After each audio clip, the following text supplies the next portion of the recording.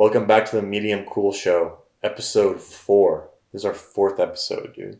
Mm-hmm. Figuring out how, the show is still in development, Mm-hmm. the Medium Cool Show, but we're just here to shoot the shit and talk about movies. The other night we did a double feature. We did a double feature of Buffalo 66, written and directed by Vincent Gallo, and then then after that, the back end of the double feature, we watched the Three Amigos with Steve Martin, Chevy Chase, and Martin Short. And that was like kind of the plan we had. We wanted to watch something more artistic, and then we wanted to watch something like more fun, like slash goofy, and not as serious. Because that's like how I like to watch movies. I like to watch something serious, and I like to watch something like not so serious, I've been trying to get you to watch Buffalo 66 for like a minute now. Yeah. Because I'm a really big fan of that film. I think it's one of the greatest films ever made. Mm-hmm. If not like my favorite movie of the 90s. It's one of the greatest like movies ever, in my opinion. But that's just like, I love Buffalo 66. Yeah, I really enjoyed it too. It's very funny, very artistic, very well done. Yeah, I mean, it looks amazing. Just the lighting is like top notch. The writing, it's so freaking funny, dude. Yeah. The whole East Coast dialogue they have is just it fits so perfectly. The acting is really good. Oh my god. Ben Gazzara, Angelica Houston, Vincent Gallo, Christina Ricci, they're all like top notch in this. Yeah, no, it really is damn near like a perfect film because it has everything. Like, it's a drama, it's a comedy, it's a crime film. Mm-hmm. It's kind of like you don't really know what's going on, and then the characters and the writing, it's just like so good. It's very artistic, like the lighting. It's I It love shot when really well, yeah. Yeah, I love when there's like the spotlights on some characters when they're like performing. Mm-hmm. I think that's like really cool. I love the collage, the video collage he does, and the way he utilizes his transitions. I think it's like very clean and stylized. Yeah, and it's also a love story. It's also like a romance story too. Well, yeah, it's a love story. It's not even like, he's fitting in all these genres and it's not even like it's so packed in. It actually just like feels like it just like flows. Mm-hmm. It's a love story between two people that have never like been in love before, or have never had like intimate connection. Yeah. Yeah. That was really well done and very vulnerable too. He writes a very vulnerable character for himself to play, and he pulls it off very well. Yeah, well, Buffalo 66 is about a guy who... The movie's called Buffalo 66 because this guy was born in Buffalo in 1966, this guy named Billy Brown. It's not a true story, this is like the narrative, but he was born on the Super Bowl in 1966 where the Buffalo Bills like lost the Super Bowl, and his mom, who's a really big Buffalo Bills fan, missed the Super Bowl because she had to give him birth, and she feels like if she didn't miss it, they would have won or something like that. Mm-hmm.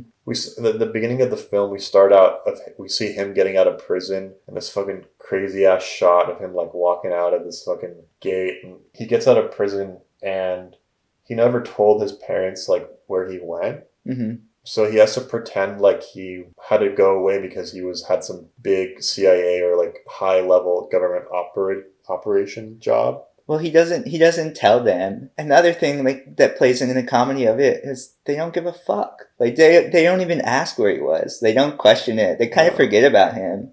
They're very absent parents. Yeah, but anyway, he kidnaps this tap dancer who's played by this young girl, Christina Ricci, and he basically forces her to pretend like it's been his wife for the past 5 years, and he brings her home, and he's like, you're gonna act, you gotta make me look good, because like you gotta pretend that like you're my wife, so my parents think I wasn't like in prison or whatever, and like you gotta like make me look good, and if you don't, I'm gonna fucking kill you. But he doesn't. Does he say that? Yeah, he's like, I'm gonna fucking kill you. He's like, you fucking embarrass me, I'll never talk to you again. But make me look good, I'll be your best fucking friend. All right? Yeah. What's her name? Layla. No, Layla. That's not good. Wendy Balsam.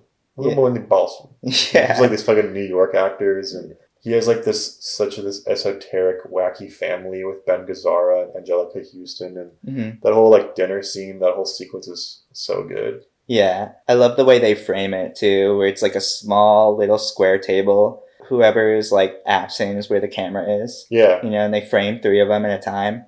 And it is very Ozu looking. Yeah. Like the framing is very, very Ozu looking, and I can see why people kind of compare him to David Lynch and John Cassavetes and stuff, and it's easy to make that comparison when you have like Ben Gazzara there, and especially the shit with like the hotel room stuff was very like Blue Velvet type, like wacky dude, but it does feel really original. Like it is like a really original story. I don't really know, like it's definitely feels like you take a bunch of stories from other films that we've seen, but he does create something that's unique and I've never really seen before, and it's really rewatchable. It is, yeah. It's funny. It doesn't feel like ever malicious. You know what I mean? When you say that he kidnapped her, you never really feel like the dynamic is he's kidnapping her. It's more like comedy kidnapping in a way, where he's like kidnapping her and she's kind of just going along with it. Like there's so many times where she could just escape, but she's kind of intrigued by this guy. Yeah. And the scene where he like drags her out to the car, and then he's like, "What is this? Is this stick? I don't drive stick. I drive like nice cars, Cadillac." He's like, "What is this?" He's like, "Is this a shifter car? I don't drive shifter cars, all right? You know why? Because I drive luxury vehicles. I drive luxury vehicles. Yeah. You know, you ever heard of Cadillac? You ever heard of a luxury vehicle? I have cars that shift themselves." Yeah. Yeah. Yeah. And then he's like, "Clean up your car. It's disgusting. See? It's filthy. Wipe off the car." And he like goes out and like cleans her car and stuff. No, I love the whole first sequence when he has to take a piss, dude. Yeah, like he gets out of prison and he's like, "Can I come back in? I have to go to the bathroom." Yeah. Like, no, you can't come back into the prison. Yeah. And he doesn't take a piss for like the first, like, I don't know, like 20 minutes it feels like. Yeah. But there's the shots of him like walking the streets and stuff, and the operation of the camera, it looks so good. It's so well done. So we had 2 cinematographers on this. He had Dick Pope first, and he fired Dick Pope, and then he had Lance Accord, who also shoots a lot of the Sofia Coppola movies. But according to Vincent Gallo, like he was really the cinematographer, and he had to give him credit because of some guild rules. But he was like, "No, like Lance Accord didn't do shit. Like my fucking cameraman, like he didn't do shit. Like he doesn't know anything. He just has no aesthetic point of view." And he said that like he had to like do it himself, which I kind of partially believe that because it is like very unique the way it is shot and it's kind of compositional elements. And I do think that Buffalo 66 is better shot than Lost in Translation and those Sofia Coppola movies, because I think he just had such a distinct look and was also going kind of crazy on the crew and stuff. Like probably being like a little bit of a Nazi and being an asshole and like talking hella shit. Oh, definitely. Vincent Gallo. Not getting along with the crew at all, you know? Vincent Gallo is like, he's kind of volatile and he's kind of an asshole. Yeah. Like just in real life, that's who he is. Yeah. You can't get around that aspect of him. Yeah, and the crew had like a really hard time with him, and I think the movie didn't get into Cannes, or what happened. I think it might have gone into Cannes, but what I heard was Christina Ricci had this movie called The Opposite of Sex or whatever that was also playing in Cannes, and her agent was like, "No, like we're not gonna like help promote Buffalo 66." So he kind of stunted the actual exposure of this great film. Well, that's just kind of like what happened. And Angelica Houston was cast. Like he got I think he got half the funding for the film, and to get the other half, he needed to like have a big star in there, and there was like a list of actors that the financiers wanted, and Angelica Houston was on that list, and apparently like they paid her like half the budget of the movie because it was like 1.3 million or something, and then like half of that went to her. Yeah, you know, because they needed like a big star for whatever promoting it. Yeah, and they didn't get along, and he like hated her, and everyone probably hated him too. But who? Which one? Angelica Houston. She hated Vincent Gallo? Yeah, they were not getting along at all. And like he was making comments about like Christina Ricci's weight and shit. And like saying how he was like, she was fine. I mean, she just did what I told her to do, but she had nothing to add. Like she had no collaborative, like nothing to really add. She just did what I told her to do. Yeah, I'm really like hard pressed to find someone that actually likes Vincent Gallo after experience with him, because he seems like such a complete asshole. Yeah. I'm sure he is like but the movie is fucking amazing though. Yeah, it is. It is. Like, it stands alone from his own personality, just what he was able to create there with Buffalo 66. It's such like a sweet little indie movie. Yeah. I kind of compared it to Napoleon Dynamite in a way, where I felt like there's a clear stylistic vision. The framing felt very similar. Yeah, I just felt like it was like a very like sweet little comedy. Yeah, and in the movie, like he's not a likable character at all in the movie. But the thing is, like the character is so interesting that like you want to watch him. Yeah. And like when he talks is like really funny, even though he's like the biggest asshole, like such an unhinged tweaker dude. Yeah. That I would never want to be around. Yeah. You know? It's interesting that like the way he repeats himself over and over in the dialogue. It almost seems like a lot of it's improv of him just like berating Christina Ricci or something like that. Yeah. And there's the iconic scene in the photo booth. Mm-hmm. Yeah. Too, where it's like all one take in there. Yeah. I love that scene. It's so good. I love that scene. I love all the scenes almost. Like there's not like one bad scene in it, dude. Yeah. Like even the scene where they're at the diner and he meets his old crush, dude. Yeah. Yeah. Bruh. The way the movie flows, it feels like, how did he come up with this, you know? Because it starts and he's like, the guy has to pee. So the guy like has to pee and he kidnaps someone and he goes to his parents' house and he goes to the like bowling because he's a bowling prodigy, you know? It flows like almost like very naturally and comedically. Yeah, and the flashbacks are really cool. The way when we learn about like why he went to prison and like it's also a revenge plot in there too. And then by the end you see like two outcomes. You see like what would have happened if he went on with his revenge story, and then you see like another outcome where it's like, oh no, like he realizes like about you know, he actually has like this really good girl in his life and stuff, and that's like the two different endings. It's almost like I think any two of those, like I don't think he meant to have it where it's like, oh, we go back. I mean, I think he just wanted to show both endings and you can decide whether or not he did what he did. And the decisions he made and stuff. Shame on Vincent Gallo, though, for saying that Christina Ricci didn't bring anything to the movie, because there would be a movie without her. Like, she definitely complements him so well in this film. Yeah, and originally, do you know who was cast to play that role? Who? Kirsten Dunst. Okay, yeah. And then, but apparently Kirsten Dunst's agent wanted like to talk to him, and he was like, no, I don't fucking talk to agents. I don't want to talk to like, no, I'm not having him. He was like, no, I want to talk to the actor. Like, I'm not talking through a fucking agent or manager. Like, fuck you. Like,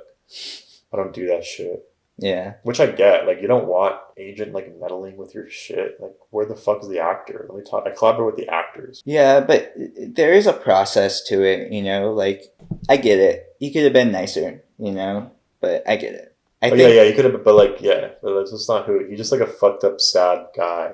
Yeah. At the end of the day, like Vincent Gallo is like a fucked up, sad, lovely person, and you definitely see that more in his next and final film, The Brown Bunny. Yeah, I did want to say though, in the nightclub scene when they're shooting it looks so good, dude. And then the scene where it shows you what could have happened. Yeah. That scene's done so well, where they're like frozen, you know, and the camera like pans around these people, and dude. there's like the blood coming out, and like it's just still, it looks so good. Like no, I really like that. It's sick as fuck, dude. It's so cool looking. And there's this one shot where it's right after they're at the bowling alley and he's gonna go make a phone call. They're on the parking lot and there's like this billboard. And they do this like tracking shot of him behind this, like in front of this billboard, all the way to this phone booth, and he like picks up the phone to call the Scott Wood nightclub or whatever. And it's just like all one shot. It looks so fucking cool. Like the technical ability and then his artistic aesthetic is just so fucking good. It's all works really well. 5 out of 5 stars, masterpiece. GOAT movie. For me personally, there were things that were missing, that fell short a little bit. Yeah. Like I did see that this was kind of his fantasy. Like after I just like praised the movie, I don't want to shit on it. But for me personally, it didn't make it all the way to 5 stars for me, because there were some aspects of it that felt like it was a little too controlled by him, I guess I would say, and a little too.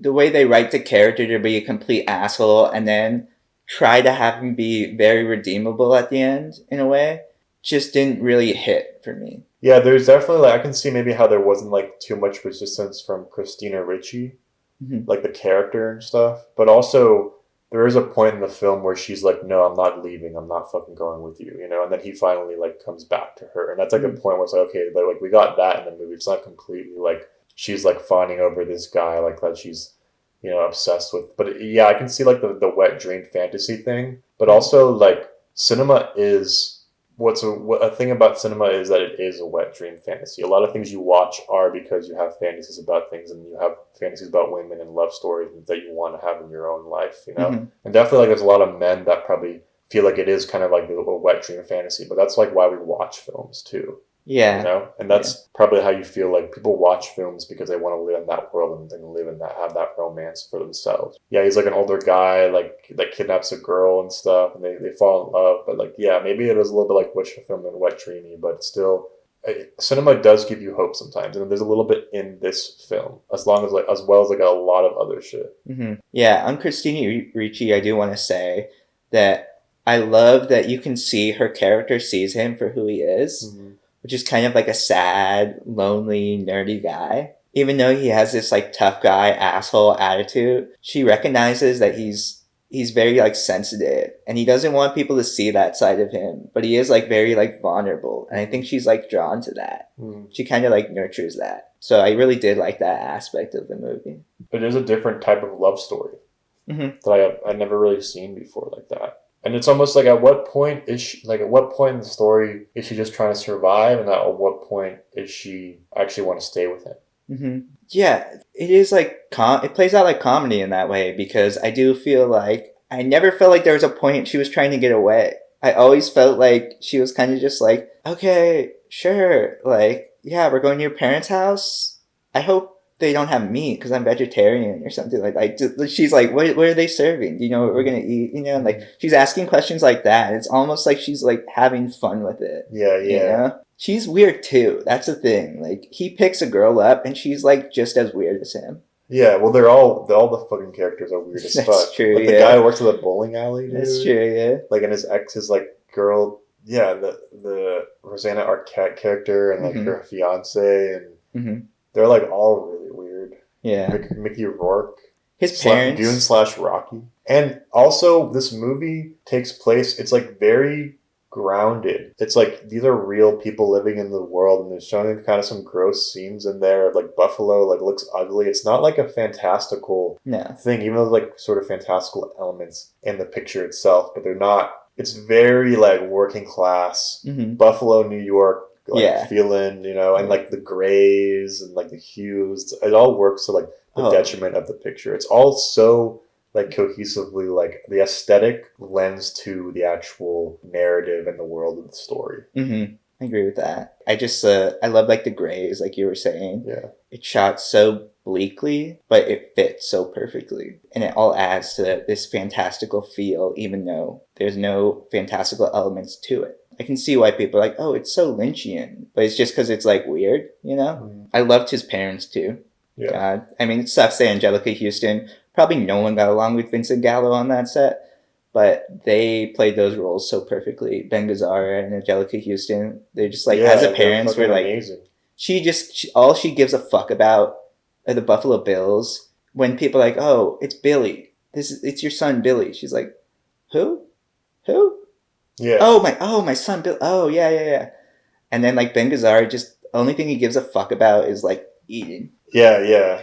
Just one last thing I want to say, like, he's almost purposely also kind of what came to mind. Like, I'm thinking about him as a director too, like how he's directing his actors. You know how like Stanley Kubrick is like being an asshole to Shelley Duvall on purpose, so she like feels uncomfortable in her role. Like she like, it's not even like she's acting, it's almost like she's actually terrified because Stanley Kubrick is just being such an asshole to him. That's how I feel Vincent Gallo was being an asshole to Ben Gazzara and Angelica Houston and Christina Ricci, so they would get like that performance. Like they would actually really they would hate him in real life and they hate him in the movies. So they get those performances out of them too. That's an interesting theory. If that is what he was doing deliberately, I think we can cut him some slack. But I'm not cutting him slack. I'm just saying like that's also something that I think that it helped the fact that he was probably being an asshole to them and on set. So that they're also channeling that in the thing where it's almost like, oh, we're pretending to be nice, but they just like don't give a fuck about him, dude. Yeah, they really don't give a fuck about him. I think that's just like a technique as like a director, like how he was probably also, you know, it helped whether or not it was on purpose, which it might have been because he really takes it seriously, dude. I mean, he's a painter before anything, so he is an artist. He looks cool. He looks cool. Yeah, like he has a fucking nice like cool jean jacket and the pants and the fucking boots and stuff, like he is like a cool looking dude. Yeah. You know, aesthetically, like he's a good looking guy. You know, and he has a good aesthetic overall. Mm-hmm. Even his like him as self as a human, he knows like he wants to probably look good too, like fashionably. Like he has a. The thing I was gonna say was I think like coming from the background of a painter, there is no movie magic you can pull in painting. Art is art, and there's only truth in art. Yeah. And so I think when he takes that approach to film, it's how do I get the truest form of this on screen? Mm-hmm. And I think that's really interesting and really cool. Yeah. The thing that sticks with me too is when there's the scene with Goon / Rocky, that character, and whenever it's like a phone call, the camera's so low, it's like to the bed frame. Yeah. And then Goon will get up and you'll just see like the camera will just hang, the shot will hang on his belly. Yeah. And I was just like, oh, that's so gross, but it's like so deliberate and like funny and just it's trying to make you feel like this guy lives in like a pigsty or something. It adds to this character, dude. Mm-hmm. It adds to like a lot of the characterization. The characters feel really developed and like you understand like kind of like their backstory, like who they are, kind of in a way, just from seeing the aesthetics of it. Yeah. You don't need to like have a flashback backstory in everyone just to know what like they're about. Like you just see like how they live their lives to understand the characters. Mm-hmm. Yeah. That is why this film is a masterpiece. It just works like well on so many levels. I've never seen anything like it. One of my favorite movies of all time. Whatever you want to say about Vincent Gallo, like I know he's like controversial and stuff, but this movie is a film that I will show to like anyone. Yeah. Vincent Gallo's an asshole, but this movie is very charming and very well done. Yeah. Right after we watched Buffalo 66, which is a really funny movie in its own right, we watched The Three Amigos from 1986, I think, or 1985, which is a classic, cult classic. You know, people know about it, right? Like, it's kind of a thing you watch as a kid. I will say that I think Buffalo 66 was funnier than Three Amigos, you know? It was, yeah. It's funny, too, because we watched that, and I was like, well, I could have sworn Buffalo 66 was older than Three Amigos. It just feels like kind of in the 80s kind of vibe, like a time period. It doesn't feel Hollywood, whereas Three Amigos felt like a lot more Hollywood. Oh, yeah, dude. The way like, we're getting two different ends of the spectrum. Where it comes to, like, Three Amigos, the whole approach of it is, like, we're going to do this Mel Brooks style SNL long movie that's a skit. About these three silent movie stars. It takes place in 1916 in Mexico / California, but the story takes place in Mexico, even though it's shot in California. Obviously, about these three film stars, these Western heroes in the early days of cinema, where everything is images. It's all silent films. They basically get called upon by this village girl because she sees their movies in real life, and she's like, oh, like, and they see them taking down a gang, these bandits, and she gets inspired to reach out to them to offer them money to come to Mexico to actually fight a real gang of bandits. Yeah. And the three film stars are Steve Martin, Martin Short, and then we got Chevy Chase, the man himself in the flesh, dude. The asshole Chevy Chase, yeah. And they go to Mexico, and they think they're just going to go there to do a show. They're actually expected to, like, fight, and they find themselves in kind of this dangerous situation. And for, like, half the movie, they think that they're just still doing a show for people. And then they realize, like, oh, shit, no, this is real. It was pretty clever. It was fun. It has some good jokes in there. You know, it doesn't necessarily hold up. No. They're idiots, too, which, like, I like when they're playing idiots. But they're also, like, the Three Amigos, but they know nothing, like, really nothing about, like, Mexican culture. Yeah. Or how to really, like, be brave. And that's what they kind of learn throughout the movie, is to live the roles themselves. The one thing that stood out to me, though, was I love how sweet they are to each other. Like, they never are, like, ill-willed towards one another. They're always, like, really sweet and, like, caring for each other. Yeah. And it really does feel like they have, like, this camaraderie between them that's, like, very wholesome. Yeah, it's definitely a feel-good, PG level picture. It's not it's not anything like it's not gonna upset you or anything like that. It's just like a kind of middle of the road comedy, but it is a classic. It is considered a classic. Yeah, I can see it. Like, there are some funny parts in it. Definitely. Yeah. Those three are like, just their reactions to things and their physical comedies, like, yeah, they're professional. They're really funny. They make me laugh sometimes with just like their facial expressions. Yeah, they were good. Chevy Chase is like kind of just playing himself. Yeah, like he does in every movie. Yeah. And like, yeah, Steve Martin kind of like plays that too. Steve Martin and Martin Short are like all their like the way they're dressed and stuff. It's like really like they're very they're like kind of lame. Yeah, they're lame. I mean? Yeah, like they're lame as fuck. I think like Steve Martin and Martin Short have more of a flamboyant way, and I think Chevy Chase was probably like, dude, I don't want to fucking like do that. I was reading, so John Landis directed it, and this is like right after the Twilight Zone tragedy, so he's like dealing with that while making this movie. Yeah. And apparently, like, he wasn't getting along with Chevy Chase, which is, like, not a surprise. At this point in time, he's, like, a huge star. He's, like, killed it on SNL. He's doing, like, Fletch. He's doing the family vacation movies. He's, like, the man at this point in time. And I was reading about, there was a time where Chevy Chase didn't want to say a line because he was like, dude, this is going to make me look like a fucking moron. Like, John Landis, like, threatened to give the line to Martin Short, and he's like, fine, I'll do it. Like, there's a scene where they're on a cliff in the movie. I don't know if you remember that. Chevy Chase was, like, getting upset about the safety precautions of that, and he made a comment about how something to do with the Twilight Zone tragedy as, like, a joke or something, and they, like, almost, like, got into, like, a fist fight because of that.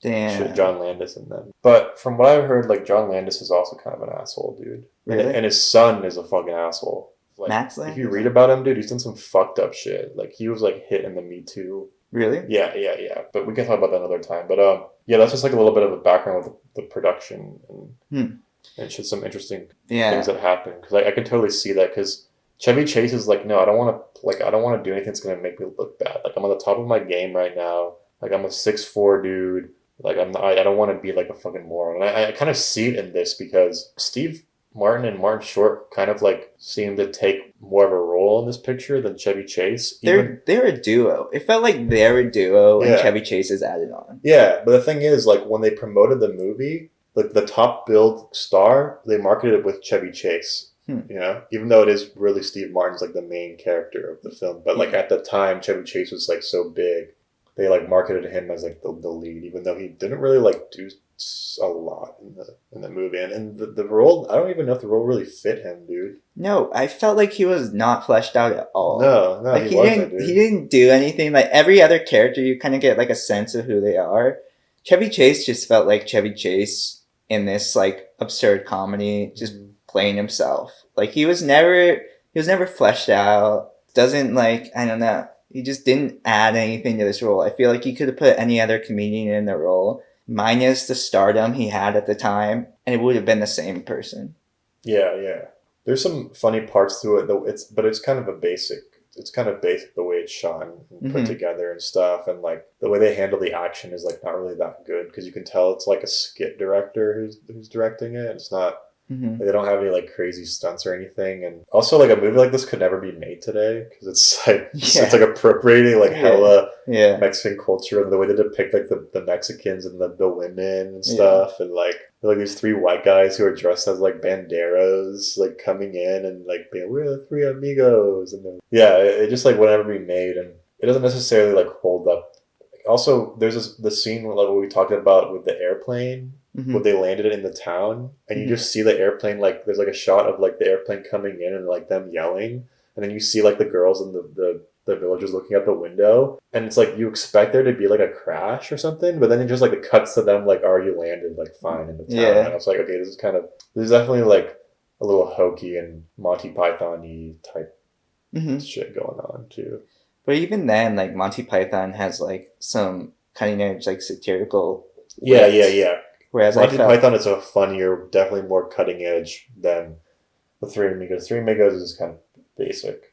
Yeah. But it is a classic. Like, everyone knows about it. Everyone talks about it. It's not necessarily, like, holds up. But I'm going to show other comedy films from that era. Other than... There's better Steve Martin pictures from, like, the 70s and stuff. And Like, this is not like the jerk Steve Martin. This is like the happy-go-lucky Steve Martin of like the 80s, glaze of happiness and Hollywood studio intervention, Yeah. But he wrote it with Lorne Michael and someone else. Yeah. So I thought that was like pretty interesting. It is like kind of Steve Martin's like he has a hand in the creation of this and these characters, and you just kind of wanted to make like a fun movie for people to watch, And like I get it. I can see like if you're like a young boy in like the 80s, and like maybe you're like 10 to like 15, this movie would like be really funny. You really hit slap. Yeah. When you're a kid, it'd be dope. Yeah, I just wanted to watch it because I had never seen it before, and like there's always like gaps in my knowledge where people like I haven't seen Blazing Saddles all the way through, and I really want to. Blazing Saddles is amazing. Like Mel Brooks is better than this. Yeah. Like I remember we were watching Blazing Saddles at your place with Xander, and Xander's like, I don't want to watch this anymore, and he like turned it off even though like I was enjoying it. I can pick it up again, Yeah, we should definitely watch it, even though I know it's like whatever. I mean, there's no comedy nowadays, so because everything is offensive, Yeah, but like even then, like watching Three Amigos, there are things that are really offensive in it. Yeah. And it wasn't that funny though. Like even then, I'm like, this wouldn't add anything. If Three Amigos came out today and they're like, whoa, cutting edge offensive comedies are back, and then like I watched Three Amigos, I would be like, that wasn't that good. No, it was a little hokey. Yeah. And stuff, but I just wanted to see it because I hadn't it's one of those classics I haven't seen, and I'm trying to watch all the classics and all the movies that I can that people talk about in the zeitgeist, Well, all of them? No, not all of them, but I can watch all the classics. I know I can do that. Okay. Three Amigos. Check it out if you want to. Yeah. Nothing to like scream home about. Like if you're with the family, I guess, and you're having a hard time choosing something, or it's a rainy day, or you're just looking for something chill on the back end of a double feature, then yeah, give it a try. Yeah. That's all I have to say about Three Amigos. Yeah. There's been better Chevy Chase movies. There's been better Martin Short shit. There's been better Steve Martin shit. But yeah. Yeah. Whatever. So Michael Mann is coming out with a new movie, which I think we're both pretty excited for. Going to start Adam Driver Ferrari, right? Yeah, Adam Driver is going to play Enzo Ferrari. 90 mil budget. Michael Mann, dude, this could be like his comeback because I think the last movie he did was like Black Hat with like Chris Hemsworth, which I heard like flopped, dude, flop, Michael Mann is one of those guys. We love Michael Mann, dude. Oh, we love Michael Mann here. He is, phenomenal. When he hits really hard. Like he has like 3 like masterpieces under his belt. One of them is like one of the greatest films ever made. He probably has the greatest crime drama ever made, dude. Yeah. Like Heat, Thief, Collateral. Like those are the 3 ones I'm talking about. And then he has like, Last Mohicans, Manhunter, and also Public Enemies with Johnny Depp, which was I think a little like it was kind of controversial, but I remember like seeing it when I was like young and thinking it was pretty dope and like violent and shit. And then he's also kind of a pioneer of this sort of digital revolution. Yeah. Like Collateral was like one of the first movies to shoot like with digital cameras and shit like that. But yeah, I'm excited about. I'm gonna see the Adam Driver like Enzo Ferrari movie. Now Adam Driver is also playing another famous Italian person in another movie. Yeah, that's what I was wondering about. Like, is he Italian? Is that why he's getting cast? He just looks Italian, dude. Like, he has like the dark hair, dark eyes, his complexion, like sort of olivey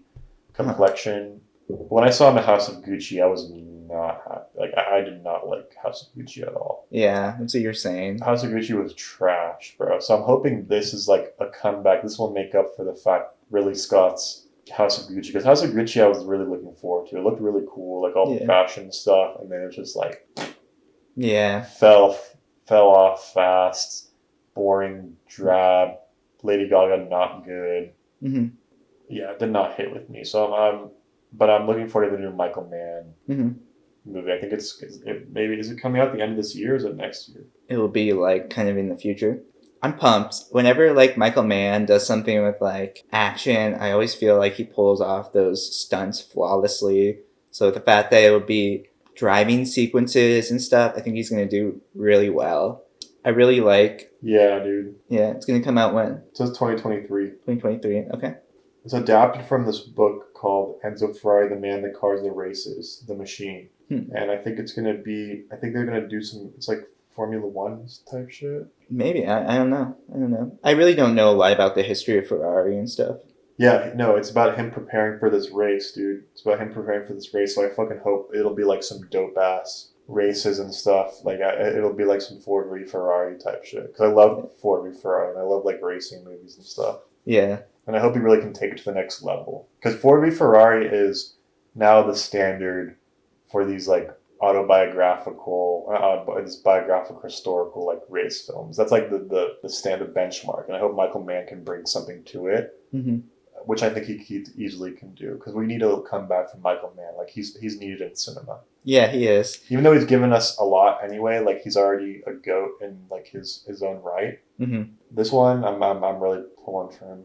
I love the way he writes great characters too. Yeah, he writes great characters like no one else, because the way he's able to pull off just how freaking suave and cool these people are is phenomenal.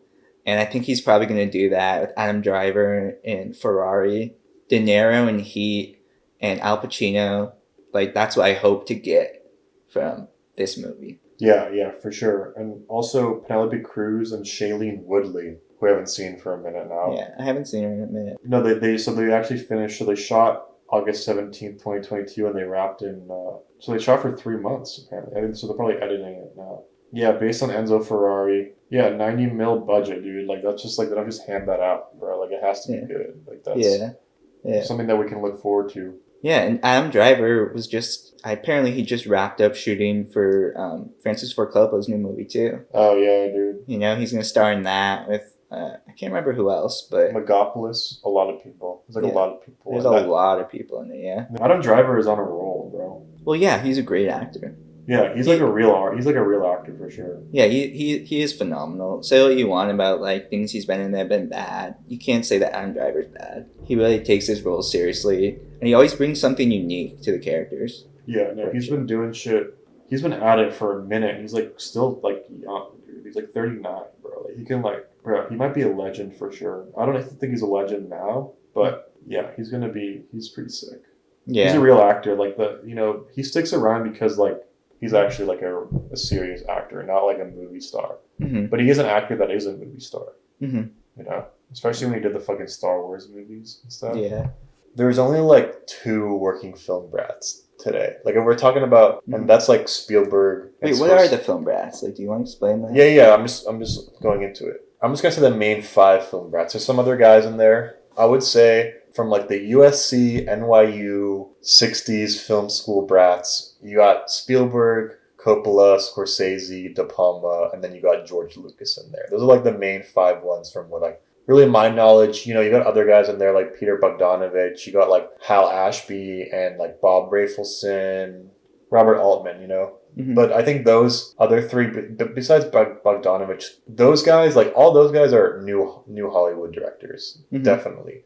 But when we talk about film brats, like the known ones, Scorsese, Spielberg, Coppola, De Palma, and George Lucas. Mm-hmm. And then we've got to put Paul Schrader in there too. I think Paul Schrader is also kind of fits in there as well. He fits in there for sure, but I always just categorize him more as a writer, just in my mind. You know? Yeah. You think of him as a writer. He's doing more nowadays than a lot of those other guys. That's true. He is. He's like actually like putting out some good ass shit nowadays. Mm-hmm. Like First Reform, Card Counter. Yeah, Card Counter, dude. Like he's actually like doing some shit as an old ass dude. Mm-hmm. Like the thing is, but Scorsese and Spielberg are the ones that are still like putting out dope ass shit. Like they're like after that, and now we got Coppola who's finally making another movie that's like a big ass movie that people are that's probably gonna hit into the mainstream. People are gonna talk about it in the next year or so. And then you got De Palma, who's like sadly just like fallen off completely, dude. Yeah, but I mean, you kind of earn that when you get to a certain age. There's only a few people like directing's fucking hard, dude. To make a movie, it's hard. It takes a lot out of you. Yeah. When you're at an old age, I can just totally understand letting your art speak for yourself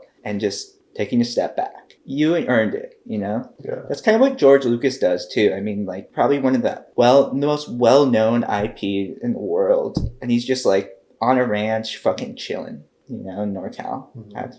Nothing wrong with that. Yeah. So we decided that we were rank based on our own opinions, subjectively, whatever, how we would rate the film Brats personally, right? Personally, yeah. Our own ranking of the film Brats, but who would you put last in the film Brats, just for you personally? Oh, George Lucas. Yeah, me too. And that's not to say that he's bad. I really like what's the third Star Wars movie that he made. I mean, I like a lot of the Star Wars movies, but specifically in the prequel trilogy, the third one he directed, I thought was like really well done. And he's kind of like hitting his stride. I think Phantom Menace, Clone Wars, kind of yeah, dude, really don't hold up. And I'm also like with the film Brats, when I'm like speaking in like a specific era of the 70s, like the golden era, the new wave era, and then probably like a little bit of their work afterwards too, like 80s, 90s. Oh, you want to keep it there? Well, yeah, I just want to give that preface. Like that's what I'm kind of like. I'm just basing it on personal taste too, and also like when we get more into the list, I can explain things more. I think of like why I have. But yeah, I had George Lucas as last. Yeah, like he did Star Wars. He like changed the game, everything. I'm not a super big fan of Star Wars. They don't blow me away. Not even like the originals. Like I said before, The Revenge of the Sith is my favorite Star Wars movie. Yeah. And like I give him credit for all the Star Wars stuff, and it's huge. But like I'm not like the biggest George Lucas fan, and I don't think he's like done that much artistically in that. Same. I just feel like Star Wars has never really blown me away. There's definitely nostalgia behind Star Wars if your parents showed it to you, or you're someone that saw it in the 70s back then. I can see like your love for it. Like I can totally see this. But just for us personally, we're not big Star Wars people, and the original ones, well, they were like revolutionary. It's not for me. I'm not a big like sci-fi guy in general. I don't know. I just don't. It's hard. It's hard because these are all like top tier directors, and if I had to choose, I would put Lucas last. Yeah. I think he's last. Like, I bet I know what your first pick is. You want to know what my first pick is? I bet I can guess, dude, because it's probably my first pick. Yeah, Scorsese. Yeah. Number one is definitely Scorsese. I mean, what can be said about, like, what needs to be said about Scorsese, dude, that hasn't already been said? Like, he is kind of the king of the fucking film Brats, bro. And, like, personally, like, my favorite one out of all of those guys. His stuff holds up so well. Yeah. Just, like, thinking about, like, what he made in the 70s, like, it'd be, like, Taxi Driver, Mean Streets, and stuff. Like, those movies are so fucking good, dude. And then you get into, like, his legacy of what he's able to create. Oh, my God, dude. One of my favorite directors of all time, and so deserved, He's just a master at what he does, and he's so much passion for what he does that it's just infectious. Like, every movie you see from him, that he's going to bring that like style and substance and everything you want in a good movie. No, his movies are definitely personal, and he's like a master stylist and a master storyteller. And he just like, they are very personal stories too. He's like really fleshed out characters. So many classics under his belt. Taxi Driver is probably like one of my favorite movies of the 70s.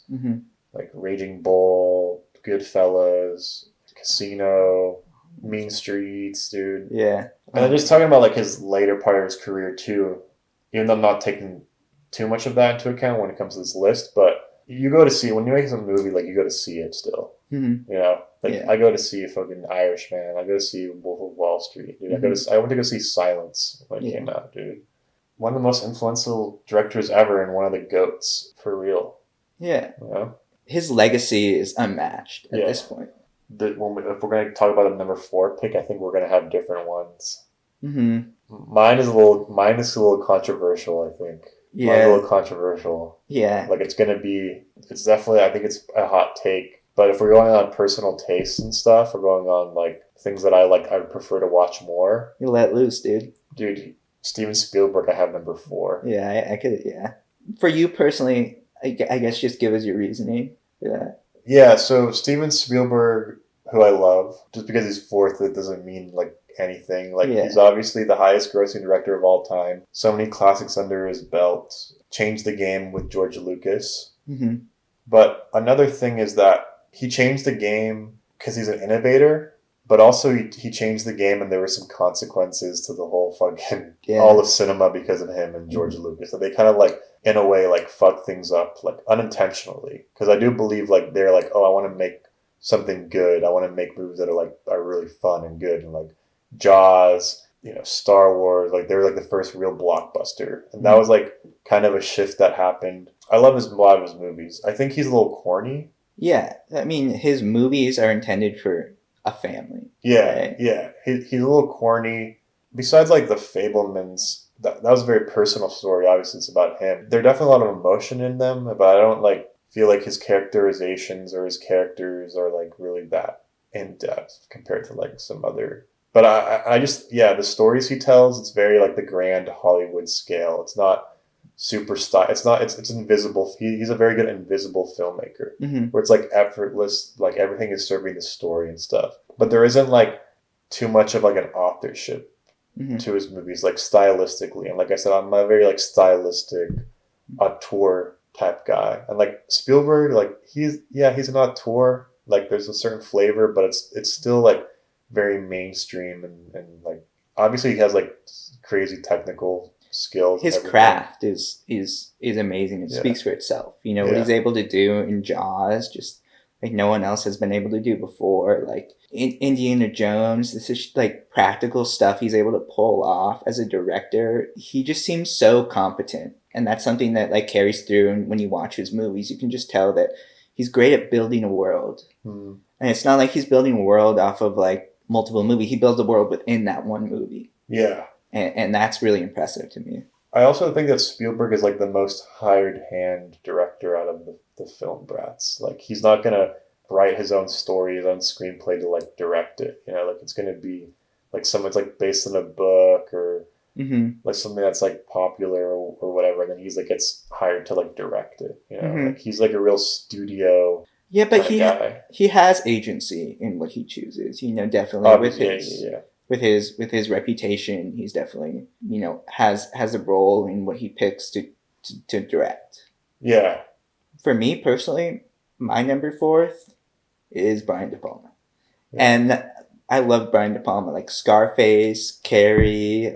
We just watched Obsession, Dressed to Kill is phenomenal. I mean, he's got so many good movies. Just from my taste personally, though, like I'm not a big like horror kind of guy, and he definitely he dips his toes in the macabre and like in the darker aspects of film. And I don't know, just having to rate him somewhere, he falls 4th for me.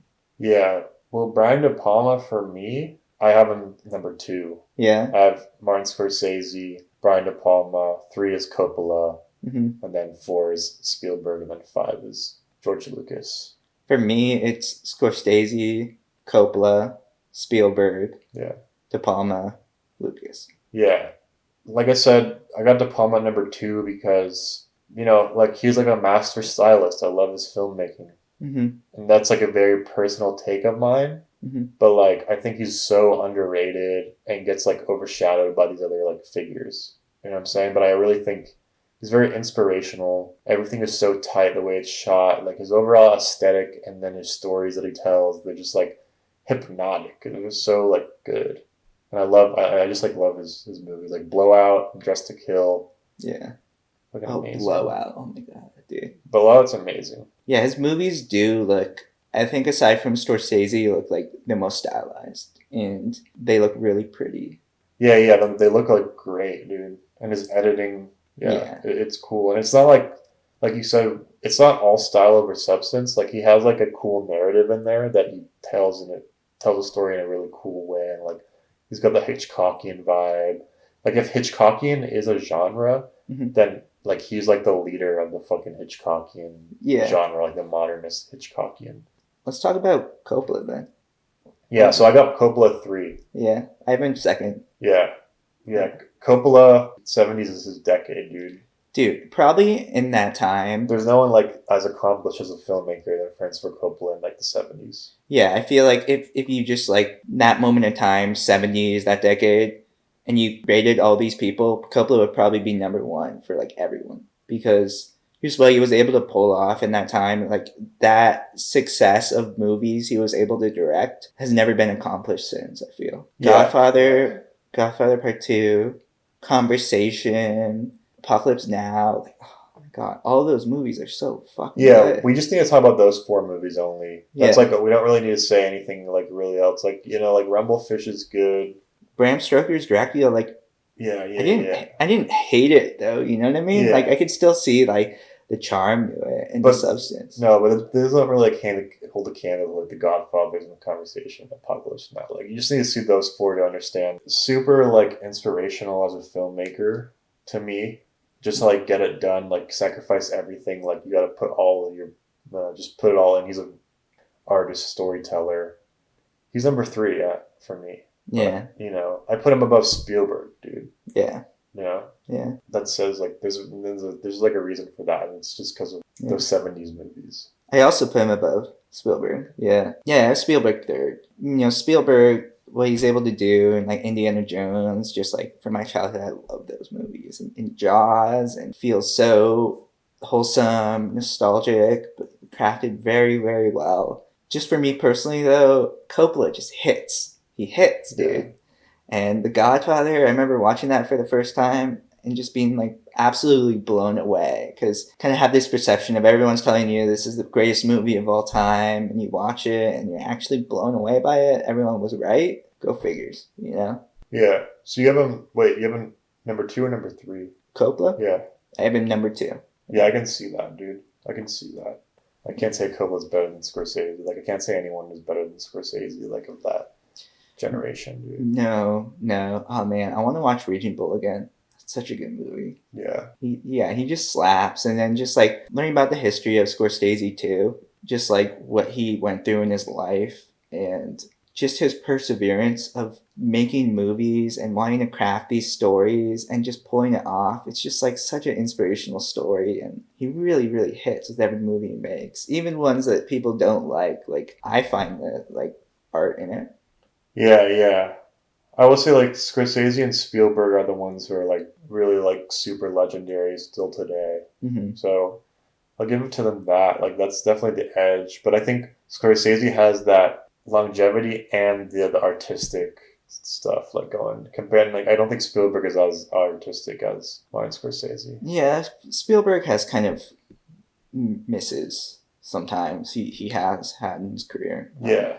AI or something like that. Yeah, they're not going to be as like risk-taking. But there's a reason that all directors today attribute their inspiration to Scorsese.